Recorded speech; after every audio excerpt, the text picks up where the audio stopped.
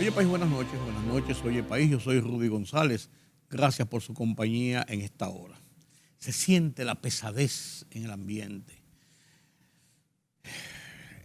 La sociedad está conturbada por el episodio del asesinato del ministro de Medio Ambiente, del ciudadano Orlando Jorge Mera.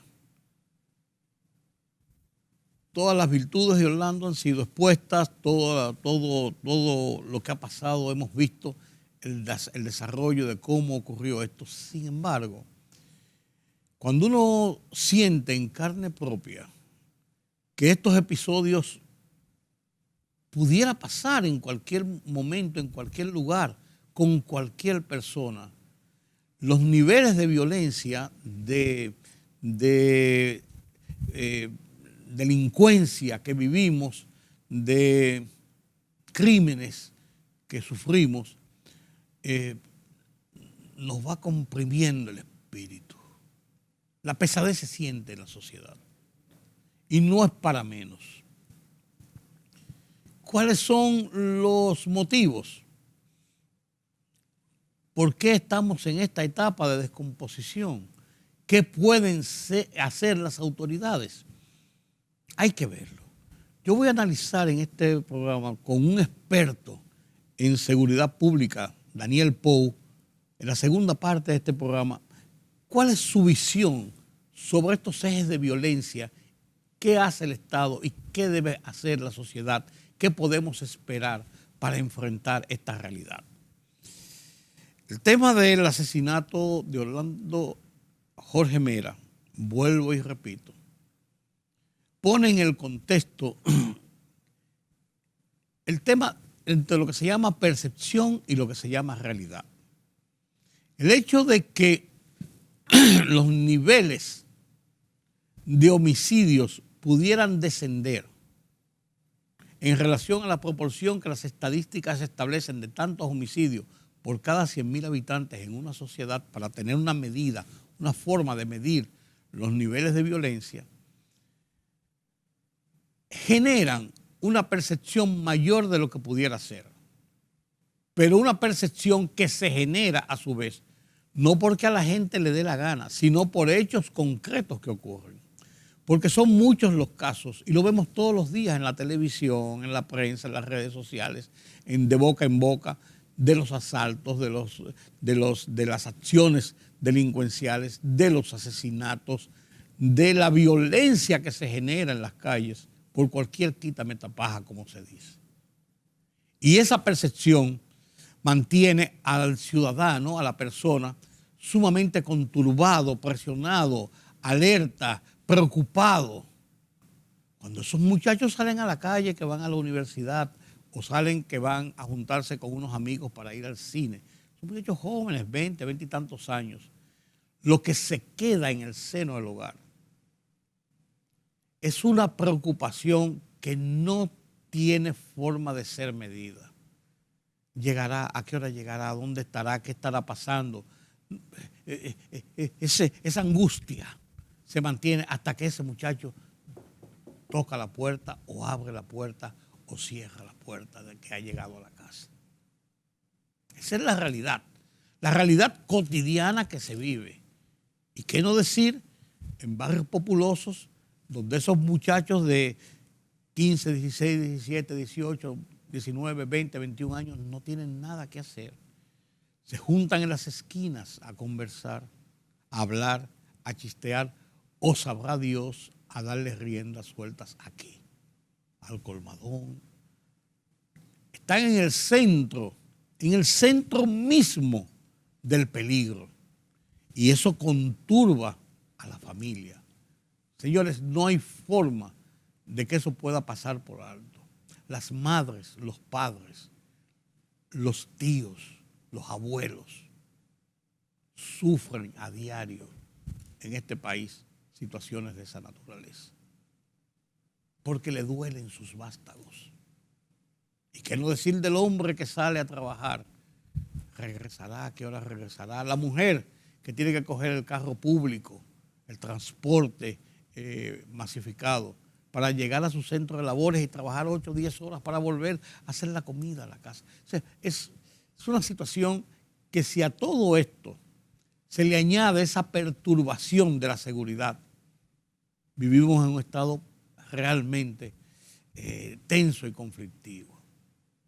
El presidente Luis Abinader, cuando fue a visitar a la familia de Orlando Jorge Mera a la casa, junto con su esposa Raquel, para darle el pésame por este violento asesinato, horrible asesinato, habló quizás en una de las formas que yo he visto más sincera, más emotiva, más realista del hombre que ostenta la presidencia, que se llama Luis Abinader.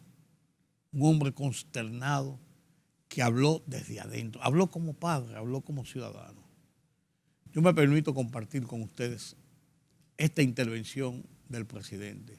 Véanla con detalles, no tiene desperdicios. Venimos a darle pésame ya personalmente a la familia Jorge Villegas, a Orlandito, a Patricia, a sus hermanos, y también a Dilia Leticia, no está aquí, pero hemos contactado con ella. Usted sabe, este es un día muy triste para todos nosotros, no solamente como funcionario, sino también como un amigo en el cual estuvimos juntos en el Colegio Loyola del bachillerato y después durante todos estos años en la vida política. Es un día muy triste para todos y en el cual realmente nos ha abatido. Yo salí esta mañana con un saco negro para darle el pésame a la familia Sánchez Baré, que murió doña Leonor, ya es un tema de salud. Y mire lo que ha pasado, hemos tenido ya de manera inesperada esta tragedia. Señor presidente, ¿tienen conocimiento de las razones que motivaron esta tragedia? No, todavía no tenemos ningún conocimiento. Lo que sí es que yo creo que la sociedad, y no solamente la sociedad dominicana, están viendo lo que está pasando en Estados Unidos, en otros países. Aquí yo creo que todo el mundo vamos a tener que hacer toda una campaña en contra de la violencia, en contra de las armas. Una sociedad que se está enfermando de violencia, por cualquier cosa se pelea, por un accidente de tránsito, por una discusión en un bar. Yo creo que aquí el mundo tiene que reaccionar. Miren las muertes en Estados Unidos con armas automáticas, aquí también la gente con armas. Esto debe de cambiar, esto tiene que cambiar. Y la verdad que es lo único que deja, ¿qué deja la violencia? Lo único que deja la violencia es más violencia, más tragedia. Es algo que realmente, repito, dicen los historiadores que siempre pasa durante las crisis y la post-crisis, durante años que estuvimos confinados, pero ha pasado en otros momentos también. La verdad que yo creo que toda la sociedad nacional y el mundo también tenemos que evaluar también cómo llevar cómo inculcar y educar una cultura de no violencia. ¿El señor Miguel Cruz también estudió con usted, señor presidente? No tengo ninguna cercanía.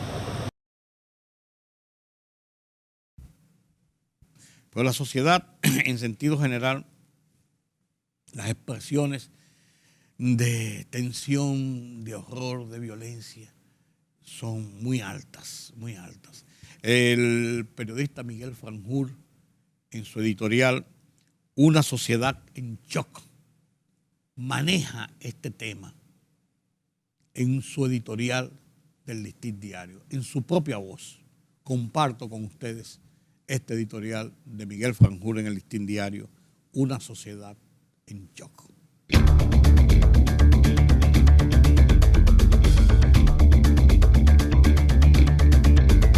Conturbada ya por el clima de inseguridad ciudadana prevaleciente, La sociedad ha quedado estremecida por el horripilante asesinato del ministro de Medio Ambiente, Orlando Jorge Mera, en su propio despacho, perpetrado por un hombre reputado como su amigo desde la infancia. Las circunstancias en que se produjo este impensable atentado mortal han generado legítimas inquietudes sobre los niveles de seguridad personal que deben rodear a un funcionario de alta categoría y las medidas de protección que deben imperar en las instituciones a las que accede el público. El que un individuo pudiese entrar armado a las instalaciones de un ministerio y por demás al mismo despacho del titular es de por sí una falla grave de lo que elementalmente debería ser una norma inviolable en todos los departamentos del Estado. A partir del funesto suceso de ayer, debe ponerse este rigor impidiendo el ingreso de personas armadas a estas instalaciones, lo que se logra con equipos de detección semejantes a los que utiliza el sistema de seguridad en entidades públicas y privadas. Es muy penoso que un profesional joven y laborioso, dedicado al servicio público, en especial al cuidado de los recursos naturales y el medio ambiente, donde confluyen intereses diversos y a menudo incompatibles, haya sido víctima indefensa de la violencia ciega y brutal de un amigo suyo. Este asesinato enluta a una familia de destacados servidores públicos, al gobierno mismo, que lo tuvo como uno de sus mejores y más eficientes ministros, al Partido Revolucionario Moderno y a la sociedad en sentido general, que aspira a vivir en paz, sin violencia ni sobresaltos, el ideal de la mejor convivencia social.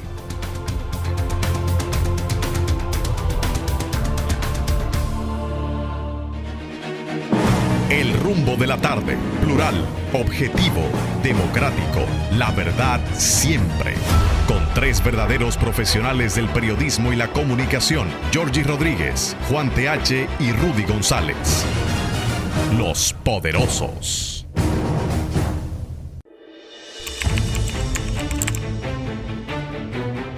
Periodismo de investigación, columnas, opinión, análisis, reportajes de fondo. Hora por hora, una completa plataforma multimedia. Periodismo con valor. Noticias horaporhora.com.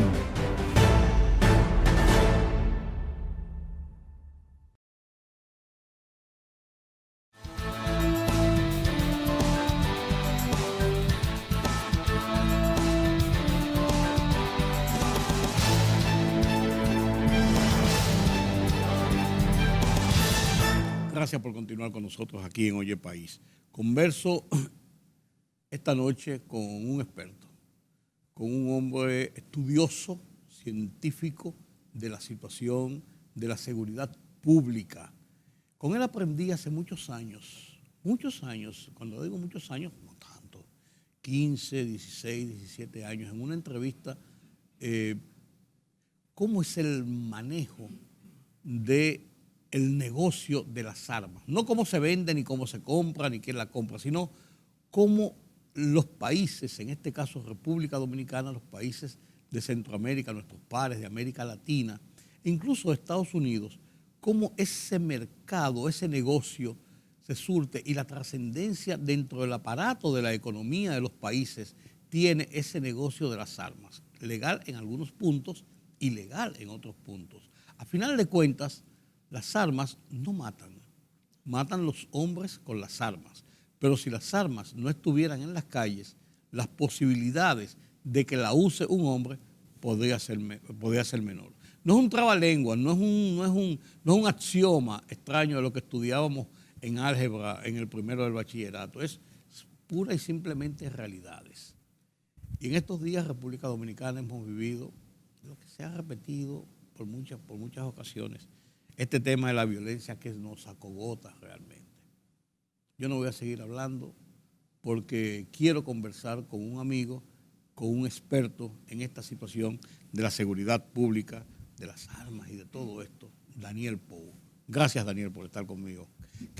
Muchas gracias. Qué bueno que me acompañas. Hace tiempo que no hablábamos en el aire. Sí, definitivamente, pero vamos a hacerlo ahora porque sí, tenemos un público ansioso de escuchar orientaciones precisas sobre el tema. Sí. ¿Qué es lo que está pasando, Daniel? ¿Es un pico? ¿Es un comportamiento generalizado? ¿Es una situación a la dominicana. ¿Qué es lo que está pasando con toda esta violencia, delincuencia, armamentismo? Mira, Rudy, yo siempre tengo que retomar conversaciones que tuvimos anteriormente en este programa, porque tengo muchos años asistiendo al mismo. En República Dominicana tenemos un cóctel complejo. Y digo que se trata de un cóctel complejo porque tenemos, lo primero, anomia social. Eso quiere decir que todo el mundo considera que la ley es para el otro, no para él. Eso es el punto de vista de Emile Durkheim, uno de los grandes sociólogos. Tenemos violencia sistémica, o sea, la incapacidad de poder dirimir los problemas cotidianos con la conversación. Y esto no es una causa, esto es un resultado. ¿De qué? El resultado de una cultura donde no nos vemos como sujetos de derechos, sino como sujetos de poder. Entonces, cuando usted dice derecho, ¿de qué derechos tú me hablas si aquí todo el mundo los violenta? Entonces yo me impongo por la vía de la fuerza. Y como otros lo hacen, yo también lo hago. Y como yo tengo más poder o tengo más fuerza, o creo que tengo más poder o más fuerza, trato de imponerlo. Y todo el mundo se siente que detenta alguna cuota de poder. Claro. Entonces, sí. Es así. Porque somos una sociedad estructurada no en función de la educación, del conocimiento, de la prestancia que tú puedes tener, sino que somos una sociedad estructurada en función de la cuota de poder que tú manejas. Y oye una cosa, ahora que tú dices eso, yo pensando así rápidamente cuáles son esas cuotas de poder. Aquí cualquier hombre de la calle, con comprar una pistola o tener un revólver en el cinto, ya tiene su cuota de poder. Tiene su cuota de poder. Es como me dijo a mí un señor que hace negocios en el mercado. Me dijo, ya yo tengo mi casa, tengo mi camioneta y para ser un hombre completo ya lo que me falta es un arma de fuego, una pistola. Oye el componente. Oye el componente, Sí. el componente.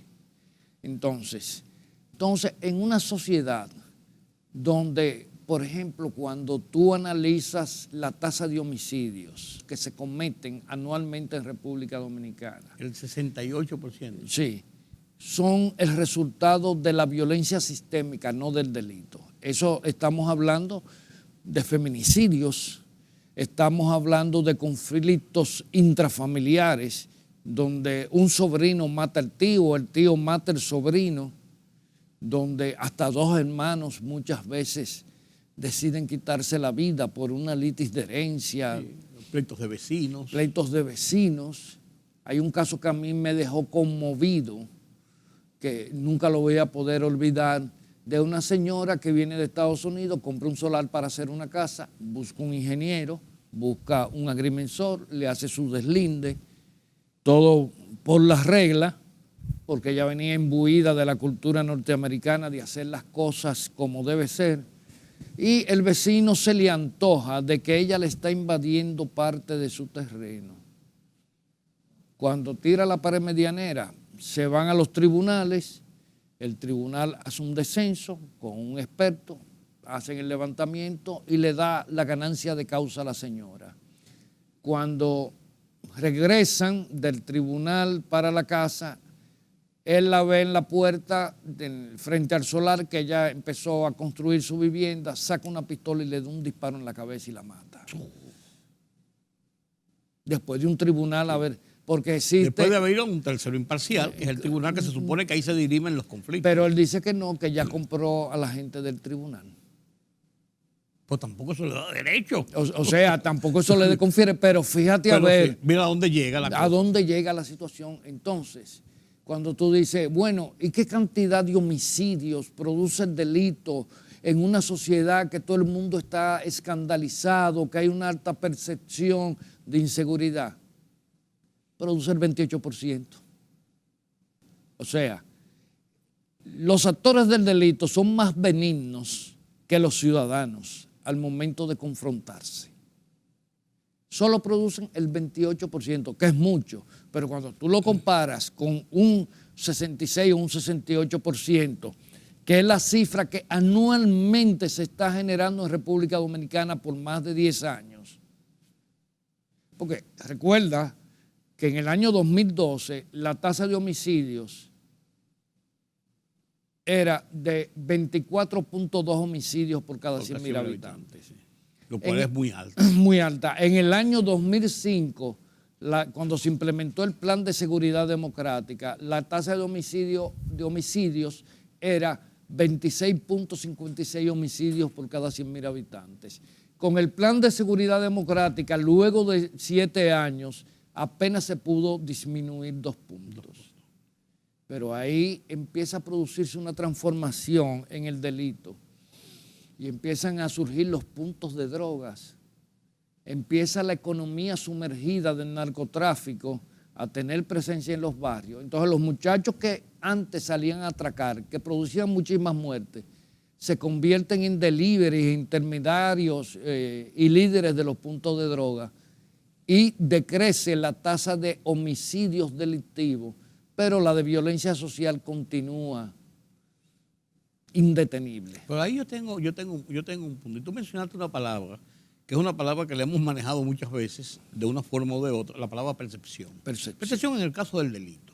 Pero yo digo lo siguiente, ciertamente, Daniel, baja la tasa de homicidio por violencia. Por delito. Por delito. Pero al subir, por delitos, pero al subir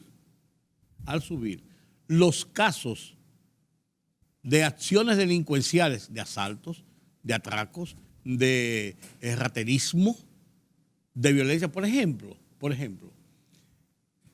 en el caso de Villa Duarte, el equipo que entró con fusiles en mano y hizo un asalto y se llevó de un camión de valores, fue a una estación de gas, un camión de valores y se llevó un dinero que nadie sabe cuánto es y no se han detenido.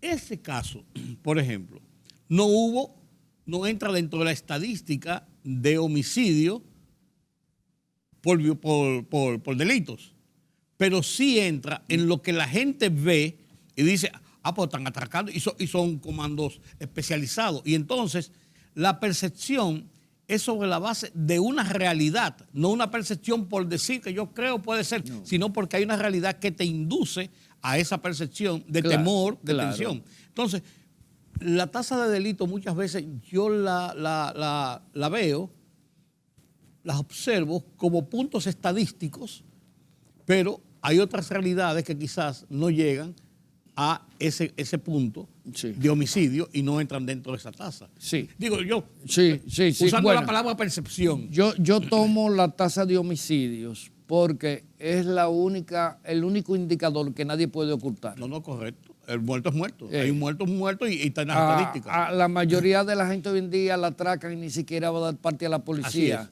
Se enteran porque pues, salió un video, porque todo el mundo lo firma todo. Porque lamentablemente la policía ha tenido un manejo histórico, lamentablemente podríamos decir fallido, porque suele revictimizar a la persona que va a poner la querella.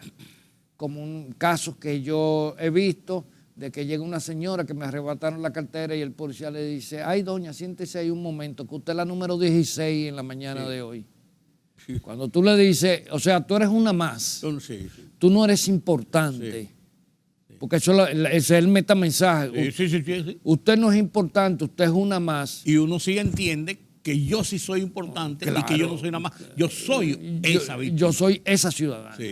Entonces, por eso es que es tan difícil tomar en un país donde las zonas grises de las denuncias cada vez se ha ido ensanchando. Y no hay denuncias. Cuando tú vas a ver, ¿cuántos destacamentos de la policía están en capacidad de recibir denuncias? Usted no oyó al ministro de Interior y Policía. A lo que le quedan hojas limpias en la mascota. En la mascota. Así de sencillo. Estamos hablando que ni siquiera el 20% de los destacamentos tienen capacidad para recibir denuncias. Y tú te vas a trasladar a otra localidad para poner una denuncia que fácilmente nunca será respondida. Aquí el 90% de las denuncias nunca son respondidas. tú nunca sabes qué pasó finalmente, se queda en el aire. No, se queda. Nadie te da una respuesta final. Mira, Bueno, y hasta los vehículos que se recuperan muchas veces se quedan en el aire. sí. Que eso es otro tema. No se quedan en el aire, se quedan en otros aires. En otros aires, sí, perfecto. Entonces, don Rudy, hay una situación de que en República Dominicana todas estas malas prácticas han ido creando en el imaginario del pueblo dominicano, del ciudadano, que cada cual se tiene que resolver su problema, como nos resolvemos el agua, que tú tienes que hacer un pozo, hacer una cisterna, poner una bomba para tener agua en tu casa, tienes que comprar un inversor o una planta para tener energía en tu casa siempre segura. O sea, la solución individual. Así es. Entonces, en términos de convivencia social, ¿cuál es la solución individual? Yo me compro una pistola. Y yo me protejo y yo resuelvo. Y yo resuelvo. Y el que viene ahí, se acerca a mi casa y hace cualquier gesto que a mí no me gusta, le tiro 2 fundazos. Sí. Entonces, es una sociedad, lamentablemente, donde se ha extinguido la cohesión social. Ya ni siquiera tenemos sentido de pertenencia. Oiga bien la palabra que le estoy diciendo. Sentido de pertenencia al conglomerado social. Entonces, cada cual es una individualidad. Entonces, en función de eso, yo tengo que acumular poder para ser una individualidad con suficiente poder para repeler, ¿verdad?, cualquier situación que afecte mis intereses. Bien, pero el Estado, como Estado institucional, y el gobierno, como cabeza del Estado, tiene una responsabilidad y tiene un mandato constitucional en el ejercicio de sus funciones para que este no sea un problema de la sociedad. Entonces, ¿qué hacer, Daniel? Porque hemos visto a lo largo, y tú lo mencionabas, y le ponías fecha, 2004, 2005, 2006, pero hemos visto tantos planes, tantas acciones en el momento de la crisis. No es la primera vez que los guardias salen a la calle, no es la primera vez que se comienza un plan sectorizado por barrios, no es la primera vez que se habla de un desarme, no es la primera vez que se traen, bueno, la primera vez que se traen Harley Davidson. Hay cosas y cosas, pero no es la primera vez.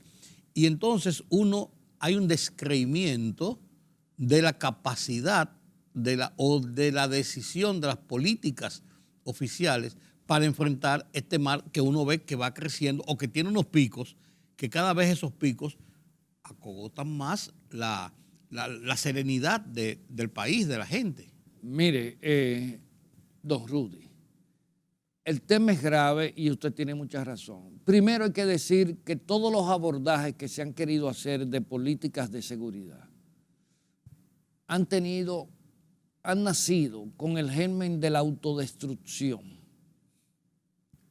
Y esa autodestrucción tiene que ver con elementos institucionales. Primero, el Estado dominicano no está diseñado para aplicar políticas públicas, porque el Estado dominicano es una suma de compartimentos estancos que se distribuyen políticamente para que cada funcionario le dé contenido a su gestión conforme lo que él considera, oiga bien, lo que él considera. Y su área de acción a sus intereses. Que le es redituable. Sí. Porque, como sucedió cuando el Plan de Seguridad Democrática, que el presidente Fernández convocó Ministerio de Salud, Deporte, Educación, todo el mundo, y cada cual tenía que elaborar una propuesta para los ejes de prevención, porque la persecución criminal ya es un tema exclusivo de la Procuraduría General de la República, la Policía Nacional y la Dirección Nacional de Control de Drogas. Y son los organismos represivos. Que son los organismos que la policía tiene doble papel, prevención y persecución criminal, que eso es un tema que hay que resolverlo, que está pendiente. Entonces, ¿qué es lo que sucede, don Rudy? Una cosa muy sencilla.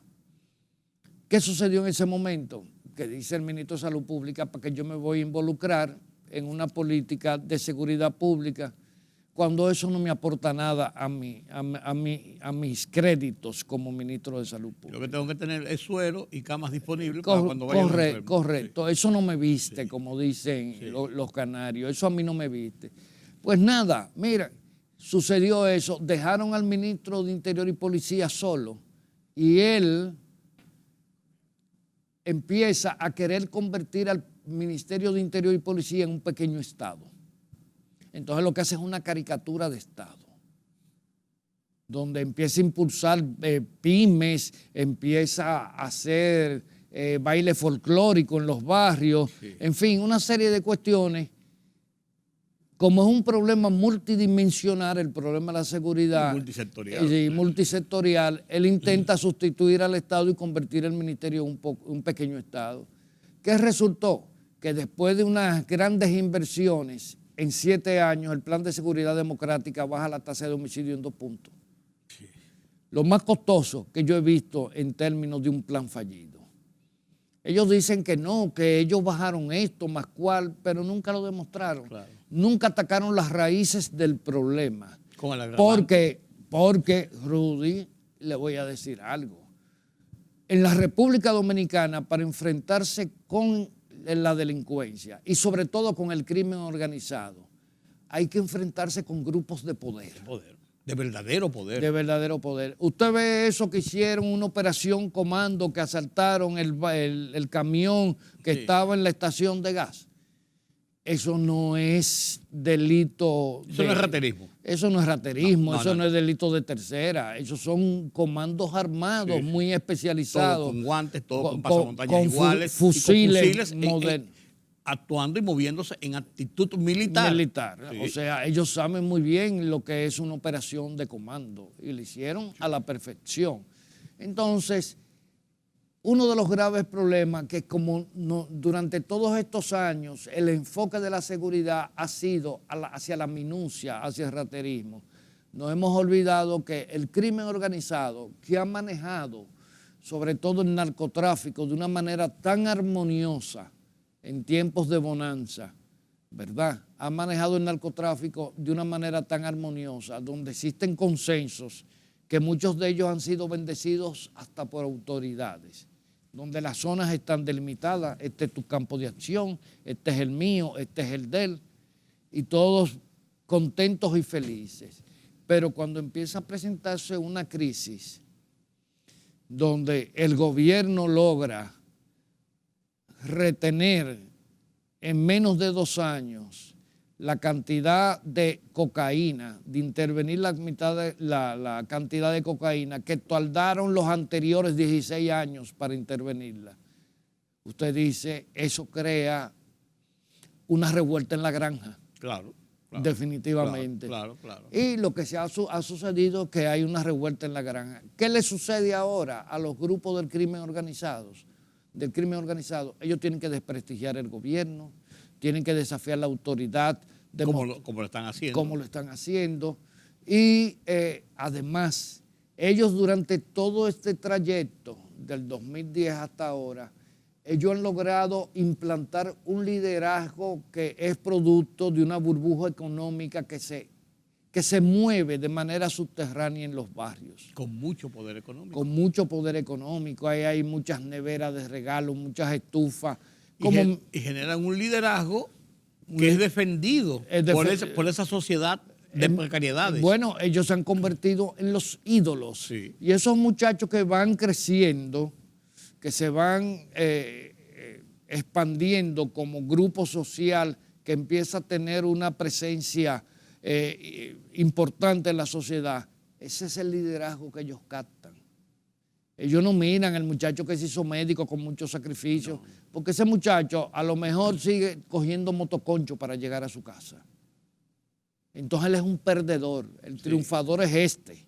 Que con una operación ya tiene dinero suficiente para pasarse una semana bebiendo trago. Y que les regala jipeta a la mantita que tiene en el vecindario y la pone a vivir, la saca de la pobreza. Entonces, esa es la imagen a imitar que tienen nuestros jóvenes. Pero bien, Daniel, tú has hecho una radiografía de lo que hay. Ahora, tú como un estudioso de esto, Desde el plano ideal se pueden trazar muchas estrategias, pero desde la realidad de nuestra sociedad, de la realidad de lo que estamos viendo, incluso el presidente hablaba de lo que está pasando en Estados Unidos, no poniéndonos en una comparación, sino indicando, miren, prácticamente como una sociedad con tantas estructuras, con tanta organización, no pueden parar la ola de violencia que está ocurriendo. Y se refería principalmente al tema de las armas. Pero decía, esto es un mal, como tú dices, sistémico. Esto es un mal generalizado. Escúchame que te interrumpa. Y el problema de la violencia sistémica o violencia social, como la que existe en Estados Unidos, porque lo que han ametrallado en estos últimos días a una cantidad de personas no eran delincuentes. No, ninguno. ¿Por qué? Porque la violencia sistémica se convierte en cultura y en valor social. Totalmente. Y ahí es que está el peligro. Y lo terrible Ese peligro, lo terrible es que esta violencia se gesta sostenida en tantos pilares que son falencias de la sociedad, que tú poderle erradicar te obliga a desarrollar estrategias complicadas y que solo tienen efecto a largo plazo. Esa es la realidad. Entonces, la violencia sistémica se convierte en valor social. Entonces, ¿qué tenemos que hacer nosotros? Desarrollar políticas sociales que desplacen esa cultura que se ha constituido en valor social. Y tienen que ser políticas inteligentes, políticas que conciten liderazgo, que conciten confianza en las agencias del Estado. Yo digo que ninguna política de seguridad, en términos generales, puede ser exitosa si no se asume como una cultura ciudadana. Pero hace 22 años, nosotros en Flatso hicimos una serie de propuestas, 20 años para hacer, y el fallecimiento de doña Leonor Sofía Sánchez Baret me trae el recuerdo del trabajo que hicimos con ella en la Cámara de Diputados para iniciar una serie de procesos que lamentablemente no fueron aprobados en el Congreso Nacional. Usted no sabe por qué. ¿Por qué? Eso te iba a preguntar, ¿por qué? Porque habían grupos opuestos. Opuestos a la solución de un problema tan grave. Tan grave. No sé si usted recuerda cuando en el hemiciclo se presentó una delegación de 35, 40 ex generales retirados de la policía a oponerse al proyecto de ley en el 2003 que cursaba y que nosotros le habíamos propuesto una enmienda para ir liquidando la vieja policía y darle nacimiento a una nueva policía. Hoy en día, si ese proyecto se hubiera aprobado, tuviéramos nosotros una de las mejores policías del continente. El tema de la reforma no fue el tema. Entonces, como dijo aquella vez, luego de la reunión que sostuvieron los diputados con esos ex jerarcas policiales, recuerdo las palabras de doña Sofía Leonor Sánchez Baret, que hoy en día Dios la debe tener en gloria, que dijo, ya llamaron del palacio, nos tumbaron el pulso. Siendo el presidente de la República un miembro de su partido. Yo te lo digo porque yo... Pero eso es penoso, eso es penoso. Desde que yo regresé de Europa, y tú lo sabes, he estado involucrado en el año 99 en todos estos procesos. Sí. A mí nadie me ha tenido que pagar, yo no le he pedido dinero a nadie. Tú has visto, nosotros hicimos, es más, altos estudios de las Fuerzas Armadas hoy en día, que fue un proyecto que creció y surgió bajo la dirección de la Secretaría de las Fuerzas Armadas del general Soto Jiménez, un amigo común de ambos. Claro. Recuerdo que el general Noble Espejo, Alejandra Liriano y yo teníamos que sacar del bolsillo para poder imprimir los materiales. Y teníamos que repartirnos los invitados extranjeros que venían, que logramos traer a Jorge Rodríguez Beruf, a Humberto García, que eran los expertos más connotados en esos tiempos del Caribe, y alojarlos en nuestras propias casas. porque no contábamos con recursos. Y tú estás hablando de Noble Espejo, un general del Ejército Nacional, que fue jefe del ejército, y estás hablando de la doctora Liliana, una diplomática de carrera. De carrera. Sí. Y O nosotros... sea que no estamos hablando de pelafustanes. Sí, o sea, estamos hablando de gente, quizás ahí el que menos trascendencia tenía era yo, que acababa de regresar al país, pero recuerdo que nos tiramos eso sobre los hombros, cuando no teníamos ni cómo distribuirle un CD a los estudiantes, lo teníamos que comprar nosotros. Ahora, dame Pero todo eso se tiró al olvido, que es lo peor, ¿eh? Déjame preguntarte ya algo específico. El acontecimiento ocurrido en el caso del ministro de Medio Ambiente, Jorge Mera, Eduardo. eso realmente ha consternado al país, consterna al país, claro. Como no, claro. Incluso la forma como ocurrió, incluso algo similar a lo que pasó con Juan de los Santos aquella vez. Uno saca y desmacha la parte política, porque ahí no influyó la parte política, y uno dice cuán desprotegido puede estar una persona con funciones importantes dentro del Estado, de la organización del Estado. Aquí mucha gente dice, aquí no matan a nadie, aquí no pasa nada, hasta que ocurre el hecho. Hasta que ocurre. Nosotros estamos convertidos, y viene el símil y la situación de esta pesadez que hay en la sociedad por este último episodio. Aquí nosotros vivimos en un estado de alta inseguridad. Bueno, el problema no es si vivimos en un estado de alta inseguridad. El problema es que desde cualquier espacio, desde cualquier situación, tú puedes recibir una respuesta desproporcionada con relación al propósito. Cuando vemos el caso de el hoy occiso ministro Orlando Jorge Mera y Juancito Espor, hay una connotación muy específica que los hace muy disímiles. Y es que el caso de Eduardo Jorge Mera... Eduardo no, Orlando. Orlando, perdón, es que siempre me confundo con el primo, con un primo de él. Tenemos un caso que tiene una connotación específica. Orlando muere porque un amigo consideraba que él debía ser beneficiario con impunidad frente a una acción de depredación de alto impacto medioambiental, por lo que se conoce hasta ahora. Y que quizás estamos hablando de un amigo que viene desde la trayectoria del colegio, de la pubertad, de la infancia. Entonces, tú te puedes imaginar qué situación se le presenta a un funcionario público cuando no se pone del lado del peculado, cuando no se pone del lado del contubernio, cuando no se pone del lado de la ilegitimidad. O sea, su propio amigo es capaz de arrancarle la vida. ¿Sabes por qué? Porque en esta sociedad, y ahí voy a enlazar con el concepto de poder que inicié aquí, definiendo la visión de poder, porque esa persona sintió que su cuota de poder había sido transgredida por un amigo de infancia que fue quien debió facilitarle la transgresión a esa cuota de poder.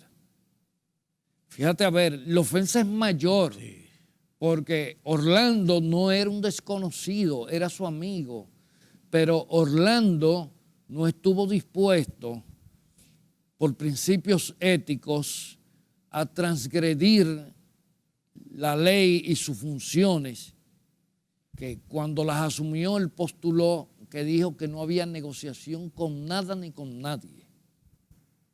Y el amigo que tal vez le hizo algún favor, como se dice, que si ayudó a patrocinar la candidatura del hijo de Orlando y tal, que lo hacen muchísimos amigos con los hijos de... Bueno, además, que hay amigos que se sienten con el derecho de pedirle cualquier cosa al amigo. Al amigo. Aún sin haber apoyado en nada. Claro, entonces, fíjate a ver cómo se mercantiliza la relación de amistad y se quiere llevar al extremo de la complicidad delictiva.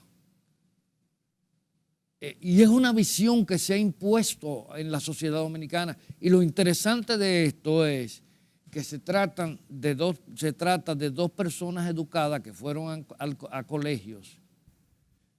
Porque el caso de Juancito Espora había un problema de préstamos y de embargo y de... Bueno, sí. Sí. En este caso no lo había. En este caso sencillamente había una negación de un ministro a infringir la ley para la cual él fue designado por el presidente de la República para la observancia de esa ley. Y esa persona lo consideró una traición A la amistad. a la amistad, porque la amistad está por encima de la observancia de la ley. Se caía con el derecho de pedirle cualquier cosa. Seguimos con la teoría de Emile Durkheim de que somos una sociedad anómica. Entonces, como yo no tengo por qué obedecer la ley, porque yo soy amigo tuyo, yo estoy vinculado íntimamente a ti, tú no me puedes traicionar negándome o auspiciándome la transgresión de esa ley. Que eso es lo que yo persigo, porque eso me da beneficios a mí. Y hay un problema que ha tenido todo lo concerniente a las políticas de seguridad. Y es que indiscutiblemente las políticas de seguridad requieren transformaciones institucionales.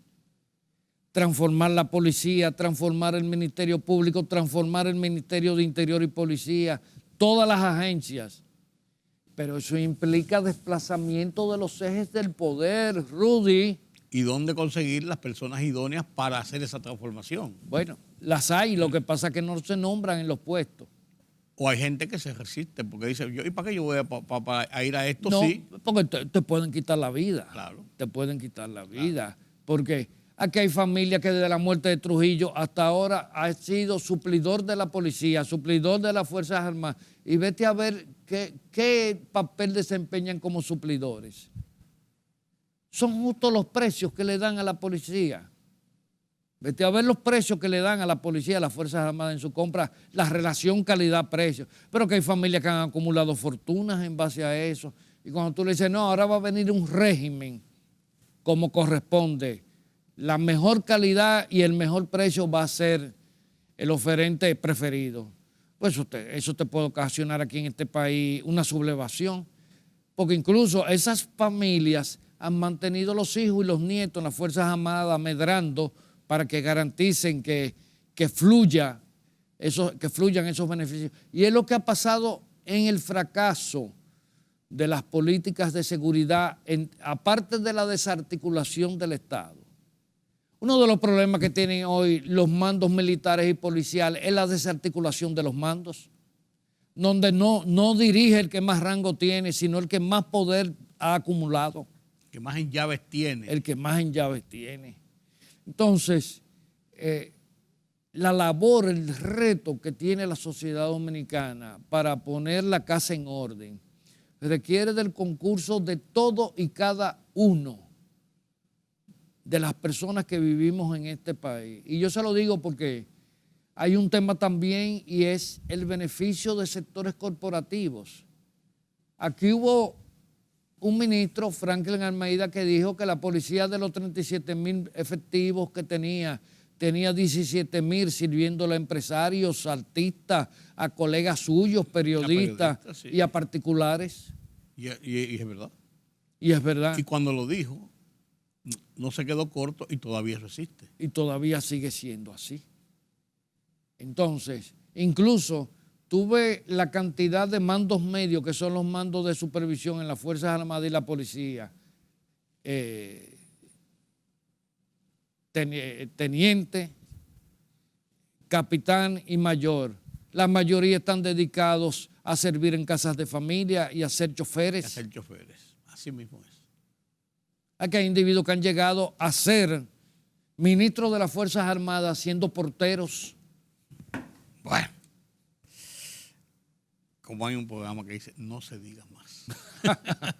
Gracias, Daniel. Gracias por estar con nosotros, con mi público, con la gente de la sociedad que está preocupado por todo esto y necesitamos orientaciones como la tuya en estos casos. Gracias, Rudy. Mira, se están construyendo soluciones y el presidente ha sido muy enfático en ratificar lo que dijo al inicio. Él no va a desmayar en esto. Se está trabajando, pero necesitamos que cada dominicano, cada persona que vive en este país y que le duele este país, aporte. Daniel Pou, experto en seguridad pública y un hombre estudioso, investigador, un científico de estos temas complejos y temas que requieren estar al día, mantenerse sobre ellos y además de eso, socializarlos, que es una de las partes importantes que tiene el llegar a una seguridad que nos sea confortable. Gracias de nuevo por acompañarme, Daniel. Muchas gracias. Permítame la pausa.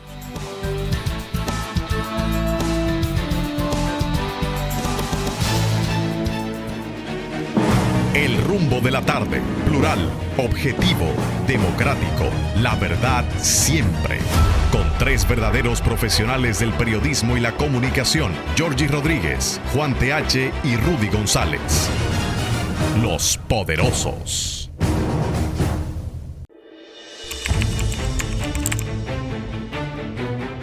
Periodismo de investigación, columnas, opinión, análisis, reportajes de fondo. Hora por hora, una completa plataforma multimedia. Periodismo con valor. Noticias horaporhora.com.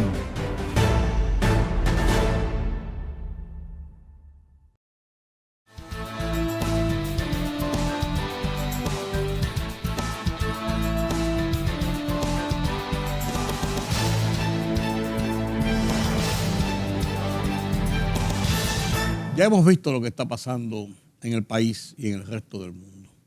Una situación compleja, pero además de ser una situación compleja, una situación que nos atañe a todos. Esto no es un problema de las autoridades, esto no es un problema del gobierno, esto no es un problema del partido tal o del partido cual. Eso son aristas. Esto es un problema de la sociedad dominicana. Hagamos razonamientos de esta realidad. Gracias por su compañía en esta noche. Mañana tenemos una nueva cita aquí a esta misma hora, aquí en Color Visión. Yo soy Rudy González. Pasen un feliz resto de la noche.